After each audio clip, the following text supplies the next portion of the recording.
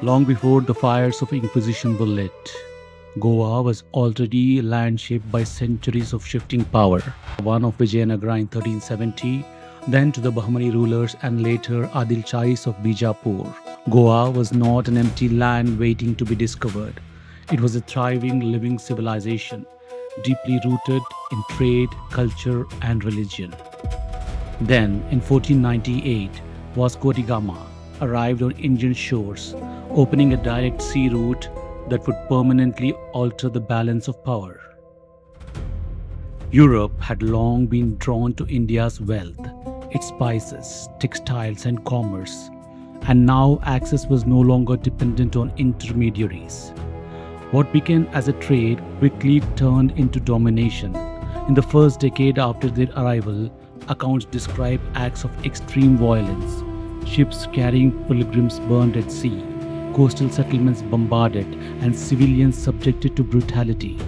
The Indian Ocean, once a network of exchange, was transformed into a contested space of power and intimidation.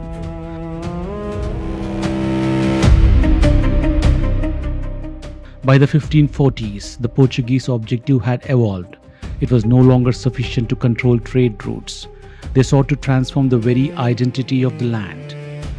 In 1542, Francis Xavier arrived, becoming one of the most influential figures in this transformation.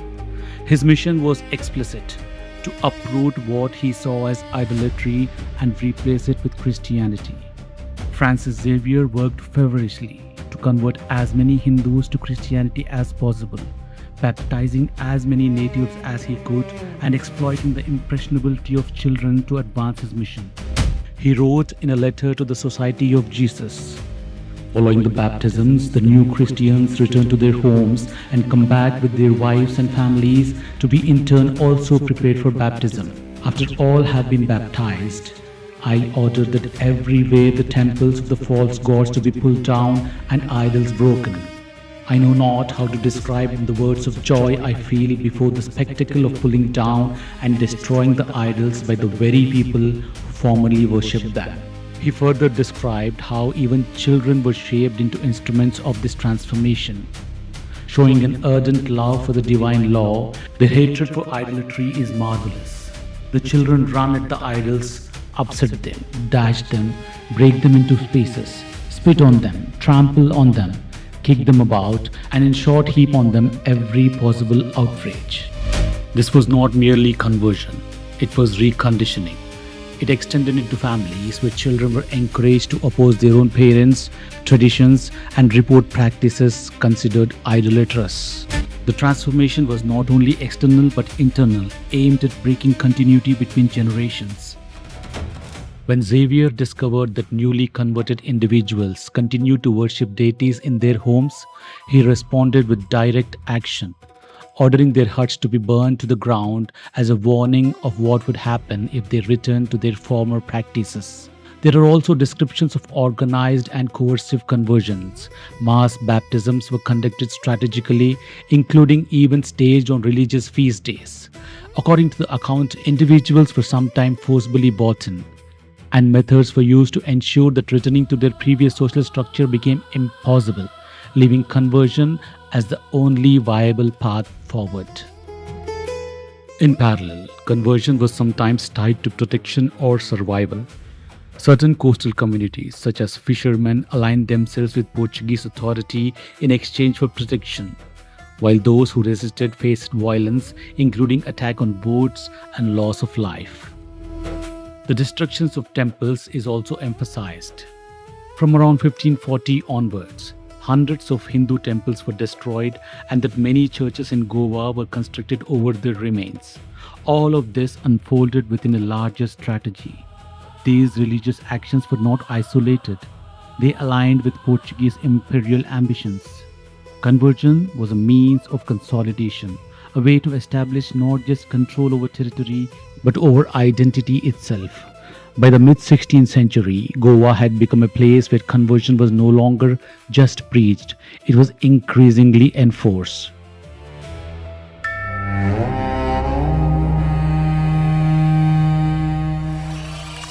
In 1560, the system that would define this era was established, the Goa Inquisition.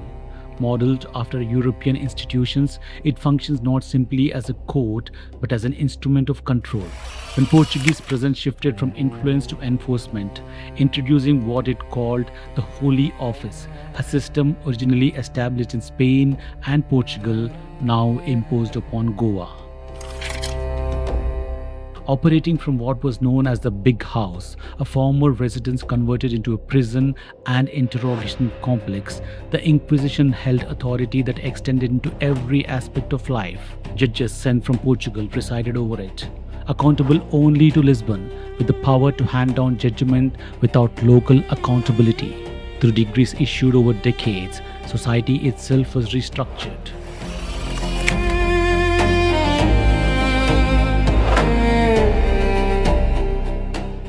In June 1557, orders were issued that no government official should employ Brahmins or other non-Christians, with penalties including loss of position and confiscation of property. On April 2, 1560, Brahmins were ordered to be expelled from Goa and surrounding territories. On November 27, 1563, Hindu professionals, physicians, carpenters, blacksmiths, shopkeepers were forced to sell their property and leave. On April 3, 1582, it was reaffirmed that no Hindu, regardless of status, could hold public office. Later decrees in 1630 and 1620 imposed ban on Hindu rites and ceremonies, including marriages. Laws dictated who could work, who could be worn, which rituals could be practiced, and even what language could be spoken. Hindu ceremonies, festivals, and traditions were restricted or banned. Practices such as using traditional music at weddings, observing fast, performing funeral rites, or even cooking customs were regulated and prohibited. Tulsi plants and other symbols of belief were ordered to be removed. Books in local languages, Sanskrit, Marathi, and others were seized and burned, often on suspicion alone. A list of prohibited texts was maintained, and possession itself could be treated as crime. People were required to attend religious instruction, where they were told of the inferiority of their traditions. Even names, clothing, and daily practices came under scrutiny. At the same time, incentives such as tax exemptions were offered to those who converted, reinforcing the system's reach into both belief and survival. This was not simply governance, it was transformation. Inside the Inquisition's prison system, fear was absolute. The Big House, as described in the accounts, was not just a prison. It was a controlled world of silence, isolation, and unseen suffering. Originally the residence of Portuguese governors before 1554, it was later refitted into a complex containing hundreds of cells, specifically designed to hold prisoners cut off completely from one another.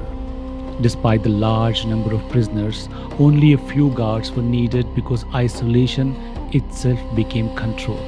Prisoners were separated, silenced, and kept under constant discipline. Prisoners were kept in strict isolation, unable to communicate, often not even knowing who had accused them or what exact charges they face. Interrogations were conducted behind closed doors, hidden from public view, yet the consequences of these interactions could not be hidden. Accounts describe the nights filled with sounds of suffering, cries echoing through the streets as men, women, and even children were subjected to punishment. The screams, it is said, could be heard outside even in the middle of night as prisoners were beaten, flogged, or subjected to punishment.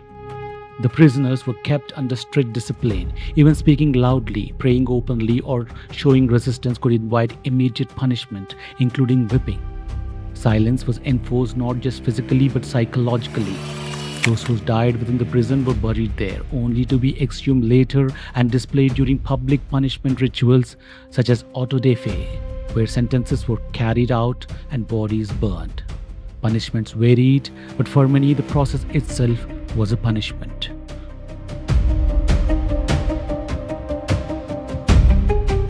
What emerges from multiple narratives, especially those preserved in later accounts, is a deeply disturbing picture of systematic coercion and punishment.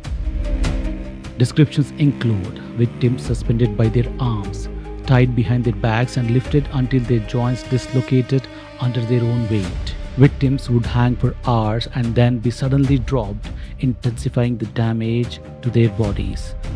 Others were subjected to water torture, forced to ingest large amounts of water while restrained across iron bars, leading to suffocation, internal injury, vomiting, and extreme distress. There are accounts of torture by fire, victims suspended over flames, their bodies slowly burned, sometimes with substances applied to intensify the pain, such as coating the feet with materials that would ignite. Mechanical devices were used to crush bones, tear flesh, or inflict prolonged suffering. Instruments are described for breaking limbs, cutting body parts, or inflicting pain while keeping the victim alive. Some narratives describe even more extreme acts, mutilation, dismemberment, and executions carried out publicly to reinforce authority and instill fear. Prisoners who confessed were sometimes strangled before being burned, while those who did not were executed alive at the stake. Accounts also describe how prisoners were often implicated by others under pressures, creating a cycle where the accusation itself became a survival mechanism. But even without exaggeration, the system itself was harsh enough to alter lives permanently.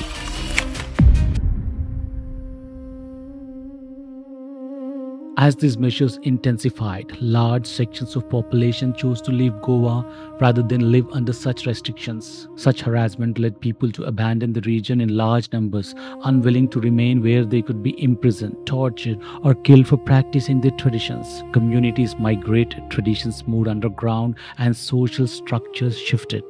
People refused to stay in a place where they had no freedom and were at constant risk. Those who remained faced a constant choice: adapt, convert, or live under risk.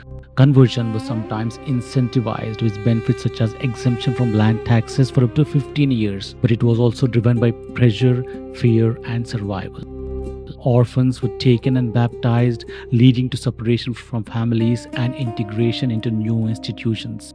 Families were reshaped and identity itself became subject of authority. Language, literature, and knowledge were targeted. Books seized and burned, local traditions suppressed, and even the use of local language discouraged or punished. Under these conditions, society did not simply change, it fractured. Traditions were preserved in secrecy, public life and private belief diverged, and communities adapted in order to survive.